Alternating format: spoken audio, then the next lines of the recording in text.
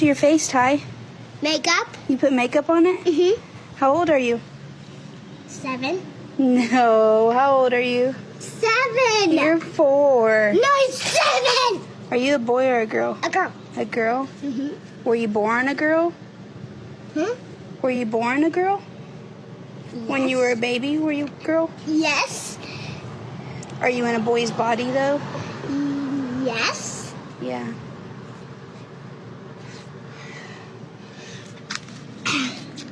Okay, tell TikTok bye. So not only does this kid not know his age, but he has a parent who's telling him, you are a girl. And I don't blame the kid here because he's a kid. What kind of mentally ill, abusive parent would take their little boy and would try to convince them that they're a girl? That's child abuse. So, first of all, let's look at the hypocrisy. This is obviously a boy. Everybody knows it's a boy. But she says, oh, I'm a girl. Oh, okay, so you're a girl. You say you're a girl, you're a girl. Well, he says he's 7. Why isn't he 7?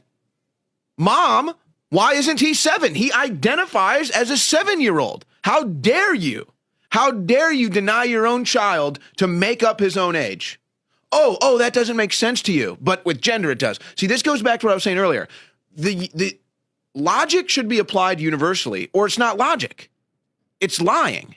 It's propaganda. So that's another example. Why can't a 4-year-old identify as 7 if it's a boy identifying as a girl? It makes no difference. It's not a girl.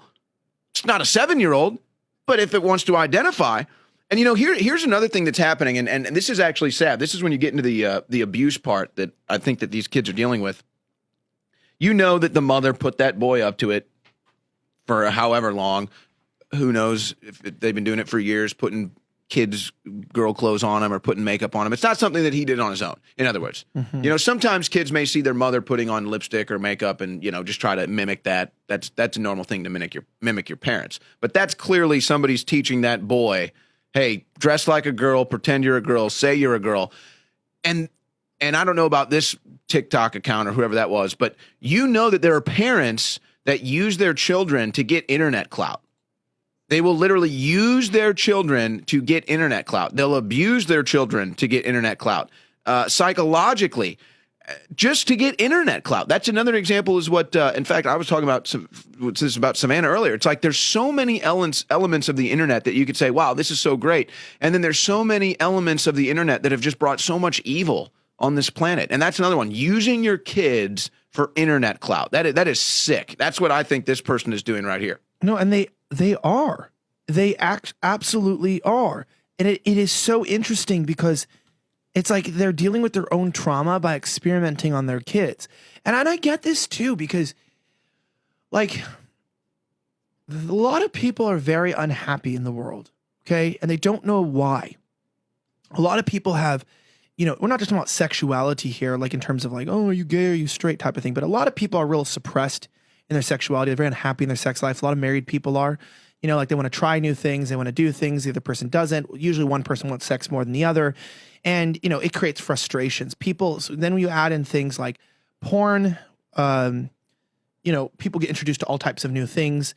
And so then they want to try them. You also introduce trauma, like sexual trauma, being molested, etc. And, people's sexualities can get really confusing. And connected with that does become a lot of the way that their identities are connected. This is where actually sexuality and gender are actually connected, in the fact that like a guy could so there could go two ways. Like if you're molested as a guy, you could kind of go in two directions. You could either kind of go more gay, or you could overcompensate and try to be more masculine because you're like, I'm not gay. I got raped as a kid, but I'm not gay. So I'm going to join the military and join football because I'm not gay. And then, or you might just be like, I'm a little bit feminine, and then everyone tells you, oh, you're probably gay. And you're like, I guess I am. So meaning like these things can genuinely like affect people, and people grow up. And a lot of people, because the world was less accepting of people who had different lifestyles in previous decades, a lot of people are living a lifestyle that they felt they should. They're working, like I said, a job they don't like. A lot of people don't really like their families that much. This is a true statement. Some of you guys are resonating with this. It's not me, but I'm saying I talk to a lot of you guys, and I get a lot of emails, and I talk to a lot of people. So a lot of people are unhappy, and a lot of people think like, what did I do wrong? Like, what could have been better? And this is where I think a lot of this comes from. And they look at like a lot of like, dude, the boomers, you guys were the worst parents ever. Like literally, like you guys raised millennials were so screwed up because of you guys bad parents. I'm not joking. And you guys ruined a country. In their defense, they had a lot to go up against. Yes, but I'm just yes, but I totally. We know who did the propaganda and what went on and why it's like that. But I'm saying still, you could have been stronger. But you go to this. So like, what these parents are is like, they're going, man, like maybe if I had an opportunity, I know what's going on, like to like do things differently, then or if people give me more freedom, then I would. But they're not realizing that, like, yes, there is such a bad thing as like bad rigidity, like not understanding people's backgrounds or taking it into an account. But what they do is they take their kids and they go, look, things were too square when I was growing up and I don't like my life. So I'm going to take off all the reins. I'm going to take off all of the boundaries and I'm going to let you explore who you want to be, even down to denying your biological sex that you were created by. And so they think they're doing something good because they don't want their kids to grow up unhappy like they are. And but the point is that it's like, dude, nobody ever fully knows who they are. No one's ever fully confident with every part of themselves. That's why even people that are confident are always developing, because there's always weaker spots you can improve on. There's always new parts of your personality you didn't realize that you can make better. You can learn new skills. You can X out addictions. Like we're all forming and evolving and changing every day. And it's like the goal is not then to take the pain that you have that people put on you that left you unhappy and then transfer that trauma into children so that they then say, well, then go free, go free, Willie, go swim in the ocean, be who you want to be. Because what you're doing is the opposite of what happened to you. You were in an environment where you were not allowed to deal with the issues in your life. You didn't have good friends, good parents. You weren't able to cope and build and improve yourself. So instead of like building a better system, you remove the system entirely and you're just these kids up. This kid's going to be so messed up, man. Like realistically speaking, like you are setting these kids up to fail. And that's why this is so messed up, because we call them child abusers because it is child abuse. But it's like, how do you stop child abuse? It's by understanding what's going on in these people's minds so we can try to change the culture and try to get into their heads. And these people are being lied to and they're being reinforced saying, yeah, the way you're a good parent is to just let your kid identify as whoever they want to. And it's like, look, parent, I understand your trauma and I would love to just sit down with you and talk and hang out. And I hope you find good friends in your life that you can work through life together. You can find God and find faith. But like, the way to cope with your pain is not to lead a young one astray, because nothing hurts God's heart pretty much more than people abuse children. Like he says that better is a millstone tied around your neck and you're thrown into the deepest part of the sea than to lead a child astray. So it's like, I'm not ignorant. I'm not just like these people. And I don't, it's not like I just don't understand. I get it. It's wrong. What you're doing is wrong. And I have to call it out too. You need help and your kid's going to need help too. You're making it worse. Well, that's another example. But that's somebody trying to live their life synonymously through their kid. So that's like another level of psychological abuse that they try to live synonymously through their kid, whatever they didn't get to experience or whatever, and that can be a dangerous thing. And this is also why, this is one of the biggest problems that we have is children are not meant to be sexualized. They're just not. Your body is not ready for that. Your brain doesn't properly respond to that until after puberty. The chemicals in your body change, your sexual energy starts to develop and all of that stuff.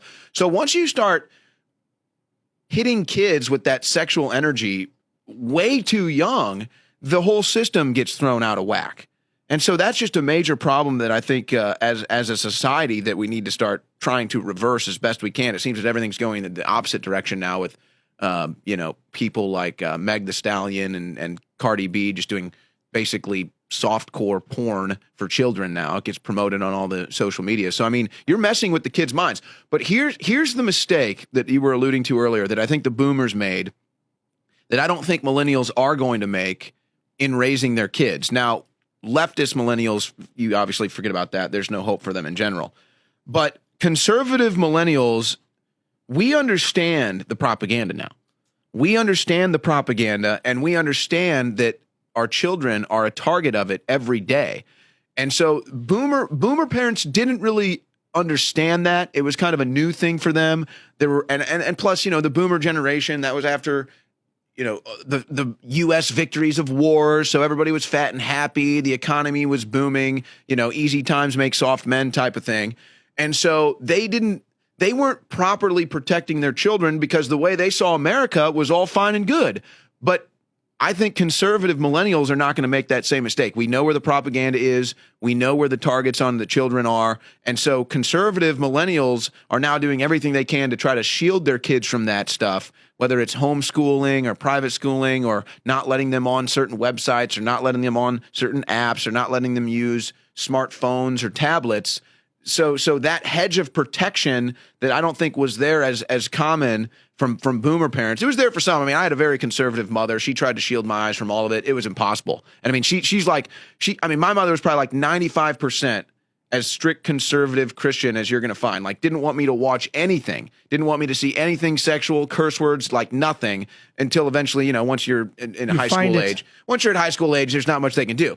But even I grew up before with that, very conservative parents as well, and I don't know what happened. but we still found everything, right? I mean, everything they did, I found too many things. everything they wanted you not to see or hear, you still found it because it was harder for them to, I think, form a hedge of protection or a barrier against all the propaganda for the children because it was all so new. But now we know it. We saw it.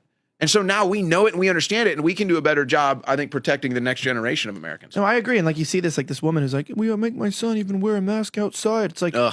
I know.